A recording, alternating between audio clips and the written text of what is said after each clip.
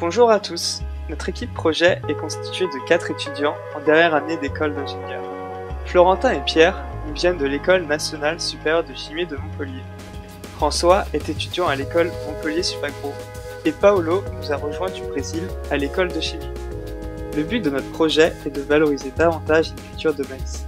Lorsque l'agriculteur en fait la récolte, il sépare le grain de la paille. La lignine est alors extraite de cette paille de maïs. C'est elle que nous souhaitons récupérer afin de la transformer à l'aide de notre procédé. Nous obtiendrions alors des monomères d'intérêt, comme par exemple l'acide férulique, qui possède des propriétés antioxydantes intéressantes dans le domaine de la santé et de la cosmétique. Qui aurait cru qu'on puisse ralentir le vieillissement de la peau avec de la paille de maïs? Les agriculteurs sont les producteurs de la matière première de notre filière. Notre procédé permettrait de rendre la lignine plus attractive. Ainsi, une quantité plus importante de paille de maïs serait valorisée. Finalement, les agriculteurs étant les premiers acteurs de la filière, ils seraient alors les premiers bénéficiaires de notre projet. Une partie de l'argent issu de la vente de nos molécules d'intérêt se retrouverait alors dans la poche des agriculteurs. Généralement, dans l'industrie papetière, seule la cellulose est utilisée pour produire le papier. La lignine étant un résidu, elle est brûlée pour fournir de l'énergie. C'est vraiment dommage car, en plus de libérer du CO2 et de polluer l'environnement, c'est comme brûler de l'argent. En effet, la lignine pourrait être autrement mieux exploitée grâce à notre procédé.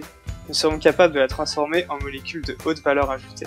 La Chine est le principal producteur d'acide férulique. Il est obtenu à partir du sang de riz par extraction. Cependant, l'acide férulique est présent en faible proportion, ce qui explique son coût important, $33 le kilo, et sa faible disponibilité sur le marché. Des autres produits ont pour origine le pétrole. Les alquiphénols sont largement utilisés dans l'industrie chimique, et notamment dans le domaine des matériaux. On les obtient très simplement et en grande quantité.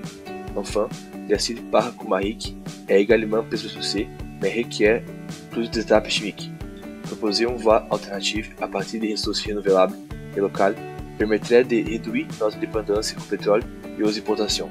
Pour notre projet, nous envisageons de nous appuyer sur plusieurs acteurs. Tout d'abord, l'État nous ferait bénéficier d'une fiscalité intéressante en tant que start-up. La région pourrait nous accorder des subventions.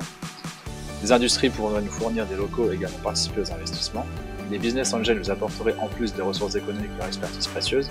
Les banques nous prêteraient des liquidités à des taux intéressants. Et enfin, la participation à des appels à projets nous financerait à moindre frais. Pour résumer notre projet, notre démarche consiste à travailler conjointement avec les producteurs de maïs gras en récupérant leurs résidus de culture pour en extraire la lignine. Notre start-up est basée sur le développement d'un procédé de transformation à l'échelle pilote visant à valoriser cette lignine.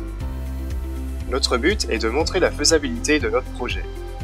La vente de nos produits permettrait de pérenniser notre activité. Une fois la validité établie, nous désirerions vendre notre savoir à un industriel pour qu'il puisse produire à grande échelle, de pair avec les agriculteurs, grâce à une matière première locale abondante. Merci d'avoir regardé notre vidéo, en espérant vous avoir convaincu.